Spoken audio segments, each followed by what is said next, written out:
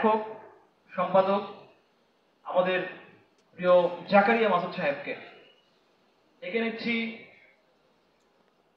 প্রিয় জাকারিয়া মাসুদ সাহেবকে, আপনারা জানেন যে জুলাইয়ের এই পরিক্রমায় লেখক, সাহিত্যিক তাদের ইন্টেলেকচুয়াল সাপোর্টগুলো আমাদের চিন্তা বিনির্মাণে বেশ সহযোগিতা করে। তিনি তাদেরই একজন। আমরা ডেকে নিচ্ছি জাকারিয়া মাসুদ সাহেবকে।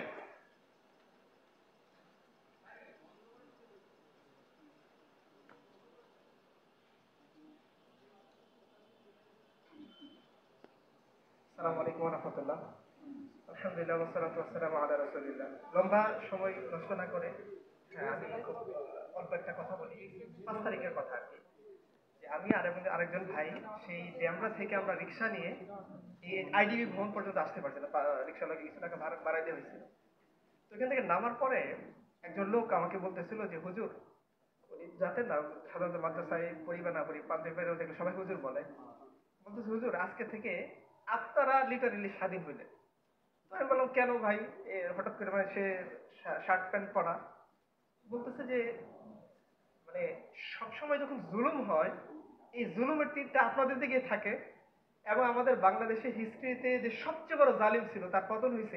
এই জন্য আমার মনে হয়েছে যে আজকে থেকে আপনারা বেশি স্বাধীন। তো দেখেন একজন সাধারণ মানুষ সেও বুঝতে পারছে বিষয়টা কি, যে যখন জুলুমের তীরগুলো তাক করা থাকে দুশ্মনের, সেটা তাক করা হয় ইসলামপন্থীদের দিকে। কেন তাক করা হয় ভাই? এটা গোয়েন্দা সংস্থার লোকেরাও জানে, এটা কাফেররাও জানে, ডোনাল্ড ট্রাম্পও জানে যে ইসলামপন্থীরাই একমাত্র ব্যক্তি যারা কখনো জালিমের জুলুমের সামনে মাথা নোয়ায় না। এবং ইসলামপন্থীদের কাছে এমন আদর্শ আছে, জালিমের জুলুম, শয়তানের শয়তানি, ফ্যাসিস্টের ফ্যাসিজম, এগুলোর কোনোটাই সে আদর্শটাকে দুমড়ে মুছে নিঃশেষ করে দিতে পারে না। যখন এই আদর্শকে তারা নিঃশেষ করতে যায়, তখন এই আদর্শের প্রতি ফোঁটা রক্ত থেকে নতুন নতুন ওমর এবং সালাদ রাইবের জন্ম হয়। এই জন্য তাদের টেনশনটা বেশি দিই, এটাকে থামাইতে হবে। প্রিয় ভাই, প্রিয় বোন, গোয়েন্দা সংস্থার ভাইয়েরা, আমাদের সেনাবাহিনী, আমাদের নিরাপত্তা সংস্থার ভাইয়েরা, একটা চিন্তা করেন যে আপনি যখন এই আদর্শের বিপরীতে লেগে গেছেন, এই আদর্শটা কিন্তু হুজুরদের বানানো না, এটা সরাসরি আল্লাহ সুবহানাহু ওয়া তাআলা, যিনি আরশে আজিমের মালিক, তিনি তার রাসূলের কাছে পাঠিয়েছেন ওহী আকারে। এই ওহীর মধ্যেই সে আদর্শটা রয়ে গিয়েছে। যখন আপনি জঙ্গি স্ক্রিপ্ট বানিয়ে, গুম বানিয়ে, এই যে আমাদের আবু সুফিয়ান ভাইয়ের রিপোর্ট, আপনারা সবাই রিপোর্টটা পড়বেন ইনশাআল্লাহ, যে জাহাজবাড়ি কাণ্ডের মাধ্যমে আপনি যখন এই আদর্শে দীক্ষিত যুবকদেরকে, আলিমদেরকে, পীর মাশায়েখদেরকে আপনি হত্যা করার, আপনি তাদের কণ্ঠকে স্তব্ধ করার, আপনি তাদের ওয়াইফকে রেপ করে তাদেরকে থামিয়ে দেওয়ার ষড়যন্ত্র করেছেন, প্রিয় ভাই, আমি আপনাকে ভাই বলছি যে আপনি কিন্তু সরাসরি আল্লাহর বিরুদ্ধে চক্রান্ত করেছেন। মনে রাখবেন, আপনার যে বস পিপিএম বিপিএম, সে ওয়াদা করেছে যে ইসলামপন্থীদের নিঃশেষ করে আমরা পিপিএম বিপিএম এরকম রিওয়ার্ড পাবো। আমি আপনাদেরকে সে আসমান জমিনের মালিকের একটা ওয়াদার কথা শোনাই। তিনি বলেছেন যে তিনি এই জমিনের মধ্যে তার দিনকে বিজয়ী করবেন। হতে পারে সেখানে আসিফ আদনান থাকবে না, হতে পারে সেখানে শাইখ হারুন ইজার থাকবেন না, হতে পারে সেখানে আমরা কেউ থাকবো না, কিন্তু কেউ না কেউ তো আসবেই যে আল্লাহর জমিনে আল্লাহর দিনকে বিজয়ী করবে, এবং তারা আপনাদের চক্রান্তে কখনোই পা দেবে না। শেষ করে দিচ্ছি একটা কথা বলে।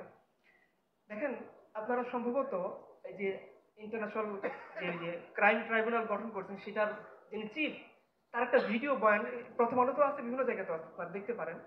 উনি বলছেন যে আমার সাথে আমার একজন মনস্টারের সাক্ষাৎ ঘটছে, যে খুব কাছ থেকে 100-র বেশি মানুষকে হত্যা করছে। 1000 বেশি, সরি 1000-এর বেশি মানুষকে সে কাছ থেকে হত্যা করছে, এবং তার টেন্ডেন্সি হয়ে গেছে এরকম যে কাছ থেকে গুলি করে যখন গুলি চলার পরে মাথা থেকে রক্ত, মগজ বের হয়ে আসতো, তার হাতে, তার শরীরে লেগে সে উষ্ণতা অনুভব করত। এই মনস্টার এই সিস্টেম পয়দা করেছে, যেটা রক্ষার জন্য আপনারা মেহনত করতেছেন। প্রিয় ভাই, আপনি যদি এই মনস্টারের জীবন থেকে একদম স্বাভাবিক সুস্থ, আপনি মুসলমান না হন সেটা ভিন্ন বিষয়, যদি আপনি সত্যিকার স্বাভাবিক মানুষ হতে চান, যে ইনসানিয়াতকে ইনসানিয়াতের দৃষ্টিকোণ থেকে দেখবে, যে মানুষকে মানুষের দৃষ্টিকোণ থেকে দেখবে, পশুর মতো তার সাথে বিহেভ করবে না, আপনাকে অবশ্যই ইসলামের কাছে ফিরে আসতে হবে। আপনার আদর্শ আপনাকে মনস্টার বানাইছে।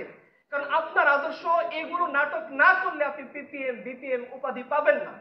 এই নাটকগুলো না করলে আপনি উচ্চপদস্থ কর্মকর্তা হইতে পারবেন না। এই নাটকগুলো না করলে আপনার বিদেশি আব্বুরা সন্তুষ্ট হবে না।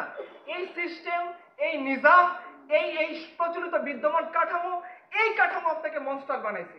এই কাঠামো আপনাকে সিরিয়াল কিলার বানাইছে। এই কাঠামো আপনাকে এমন মানুষ বানাইছে যে আপনি আপনার কওমের উপরে গুলি করতেছেন, আপনি আপনার কওমের মানুষকে ধরে তার কাছ থেকে শুট করতেছেন, তার মাথার, তার যে ব্রেন, তার যে মগজ, সেটার উৎসতা অনুভব করার জন্য। এই ধরনের মনস্টার, এই ধরনের মানব বিধ্বংসী কাজের পর্যন্ত আপনারা চলে গিয়েছেন এই সিস্টেমের কারণে। আমি আপনাকে অনুরোধ করে বলতেছি, আপনি যদি সুস্থ স্বাভাবিক একজন মানুষের জীবন চান, আপনি আল্লাহর নিজামের মধ্যে আসেন, এটা আপনার জন্য দরকার। সেই জন্য আমরা বলবো, এই ইসলাম, এই দিন, এই শরিয়া, এইটা শুধুমাত্র হুজুরদের জন্য না, এটা শুধুমাত্র ইন্তেফাদা বাংলাদেশের জন্য না, এটা শুধুমাত্র গুটি কয়েক মোল্লা মৌলভীর জন্য না, গোটা পৃথিবীকে মনস্টার থেকে বাঁচিয়ে ইনসানকে ইনসানের অধিকার দেওয়া, হিন্দুকে হিন্দুর অধিকার দেওয়া, দলিতকে দলিতের অধিকার দেওয়া, ধর্ষিত নারীকে ধর্ষিত হওয়ার আগে রক্ষা করা, একজন পিতৃ বাচ্চাকে ছাদের উপর গুলি করা থেকে রক্ষা করা, একজন নারীকে ঢাকার শহরে রাত ৩টার সময় নিরাপদে চলতে দেওয়া, একজন সন্তানকে তার পিতার কোলে সুস্থ সবলভাবে ফিরিয়ে দেওয়া, একজন পথচারী নারীকে ম্যানহোলের ঢাকনা থেকে মৃত্যুর করুণ মৃত্যু থেকে বাঁচানোর জন্য আপনারও দরকার শরিয়ার পক্ষে কথা বলা। ওয়াকে দাওয়া আলহামদুলিল্লাহ রাব্বিল আলামিন।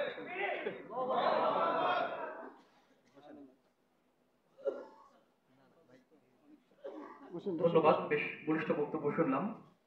ফ্যাসিবাদের এই দানব যখন একটু একটু করে হাঁটতে শেখে, তখনই এই দানবের বিরুদ্ধে জেগে ওঠে শাপলা।